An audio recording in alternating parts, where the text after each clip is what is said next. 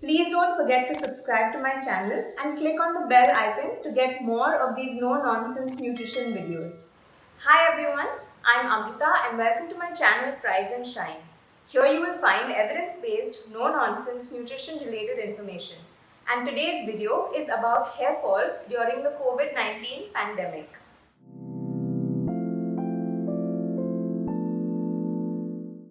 So a lot of people have recently reached out to me about excessive and sudden hair fall. Now while this can be worrisome, there is a potential logic and explanation for it, therefore a potential solution for it. So I will be covering the top 3 reasons that you may be experiencing more than usual hair fall during this pandemic and what, if anything, you can do about it.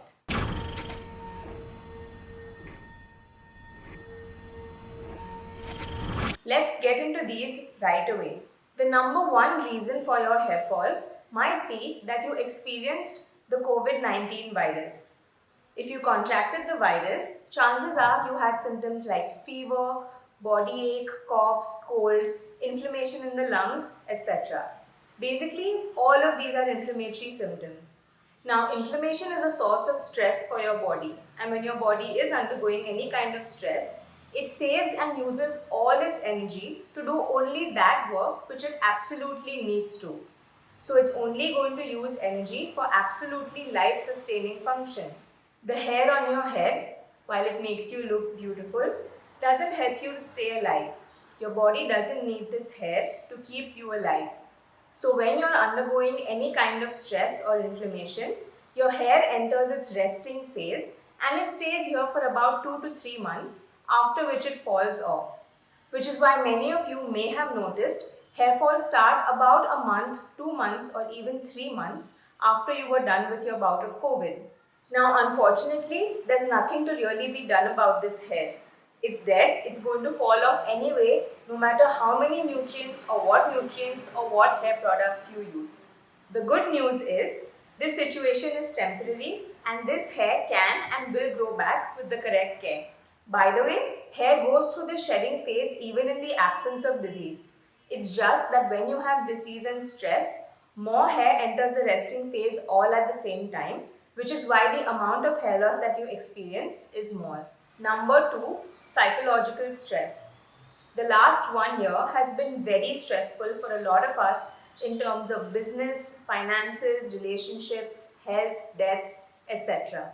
A lot of us have gone through something super stressful and super intense, maybe to an extent that we've never gone through before. Now, while most of the stress is mental and psychological, our body does not identify or distinguish it as such.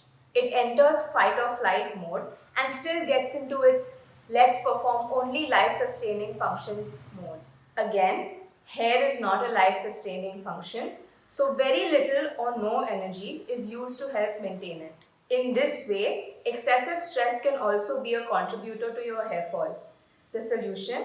We need to find ways to healthily manage stress. Stress affects not only your hair and the health of your hair, but the health of your entire body, including your immune system. And that's definitely one system that we don't want compromised at all right now. Number 3, nutrition. A lot of us have gone in and out of various lockdowns in this last year, and we may have been using food as an emotional coping tool, as a result of which we may not have been eating the most nutritious foods all the time. Now over time, this lack of adequate nutrients may have impacted our hair because again, if you have limited nutrients, they'll first go to the parts of the body which absolutely need it to help you survive.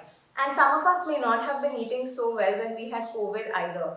The sore throat, the cold, the changes in appetite, the general discomfort of the disease may have affected our appetites to the point that we were not eating enough energy and nutrients. So our bodies and our hair may still be affected by these acute nutrient deficiencies. What you can be doing now is A, make sure that you're eating enough food. And one way to help you judge this is that you should never be feeling hungry. Don't suppress your appetite by drinking water and other such behaviors. Number 2, make sure that you're eating enough protein. How much is enough? You can check my video out to know. And number 3, Make sure that you're eating a well-balanced diet that contains all your macronutrients so that you get a great mix of all the various micronutrients that are needed for the health of your hair as well as your entire body. And you can check my video out to learn about the same. In addition, you can check my video on COVID-19 and inflammation to learn about what specific anti-inflammatory foods you can make sure you're including in your diet. In conclusion, unless you have a medical condition like PCOS or thyroid disease or a hereditary condition like balding or thinning hair, your hair fall is probably temporary and can be reversed by lifestyle changes. In most medical conditions, it can be reversed too. It can be reversed, it can improve, but it does take time to see these changes. Any hair-related changes take at least 6 to 9 months to see effect, if not longer. So be patient and work with consistent lifestyle changes instead of expecting quick results when it comes to your hair. And most importantly, thank your body for sending and sparing all your energy to keep you alive, even if it affected your hair.